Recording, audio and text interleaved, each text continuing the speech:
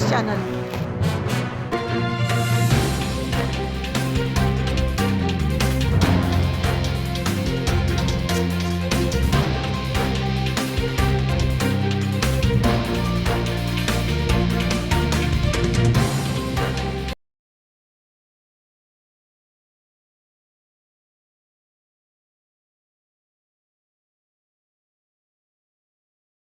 వారికి మన అందరం కూడా మద్దతు తెలుపుతున్నాం. నేను కూడా తెలంగాణ జనశక్తి పార్టీ నుంచి, తెలంగాణ ఉద్యమకారుల తరఫు నుంచి మద్దతు తెలుపుతున్నా. నాతో పాటు మా పార్టీ మిత్రులు కూడా అందరు కూడా గణేష్ గారికి మద్దతు తెలియజేస్తున్నాం.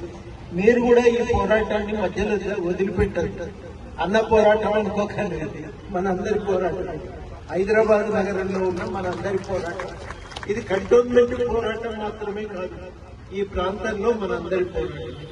కాబట్టి అందరం కలిసి ఈ సమస్య పరిష్కారం కోసం గట్టిగా కొట్లాడతాం. అందుకనే మేము ఇవాళ ఇక్కడి దాకా రావడం జరిగింది. ఇది ముఖ్యమైన సమస్య పరిష్కారం కోసం ఒక ముఖ్యమైన నాయకుడు దీక్ష చేస్తున్నప్పుడు అది ఆయన పంచాయతీ అని వదిలిపెట్టుడు కాదు. అని మనము బాధ్యత కలిగినటువంటి వాళ్ళంగా మనందరం కూడా ఈ సమయంలో అండగా నిలబడితే ఈ సమస్య పరిష్కారం అవుతుంది.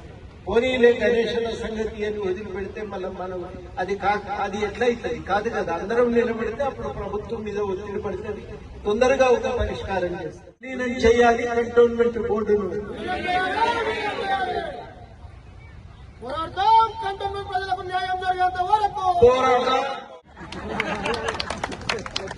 కంటోన్మెంట్ అంటే తలసాని శంకర్ యాదవ్ గారి కూతుర్ని వీరికి ఇచ్చారు కాబట్టి, ఈయన కూడా మన అల్లుడే కాబట్టి మీరు కూడా మన సాధక మాత్రం తెలుసు.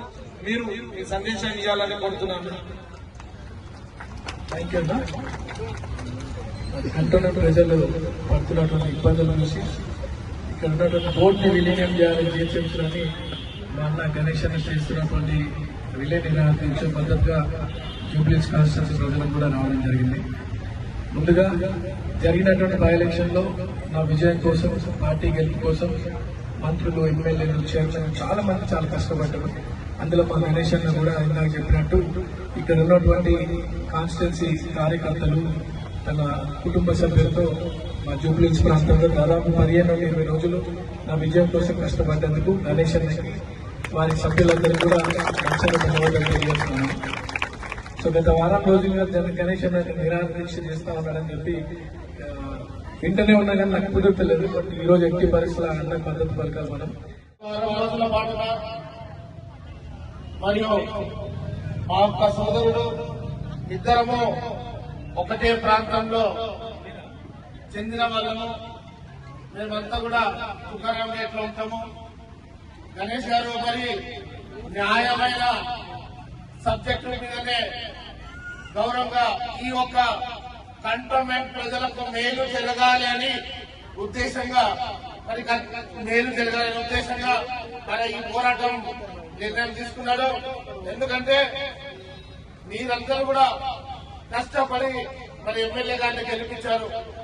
ఆయన ఒక భాషలో చెప్పాడు, ఇప్పటిదాకా నన్ను కష్టపడి గెలిపించి నా మీద బాధ్యత పెట్టారు కాబట్టి కంటోన్మెంట్ ప్రజలకు నేను మేలు చెయ్యాలి అని ఒక ఆలోచనతో ఈ రోజు కడుపు కాల్చుకొని ఎండకు కూర్చొని నాకేమైనా పర్వాలేదు, నా కంటోన్మెంట్ ప్రజలకు మన మేలు జరగాలి, ఇవన్నీ కూడా మరియు కంటోన్మెంట్ ని మెర్జ్ చేయాలి జీహెచ్ఎంసీలో అని మన దీక్ష కూర్చున్నాడు. తత్వం కాబట్టి మనం దాన్ని ఆలోచించి 5 గంటల తర్వాత నేను కూడా నిపుణులతో మాట్లాడతాను.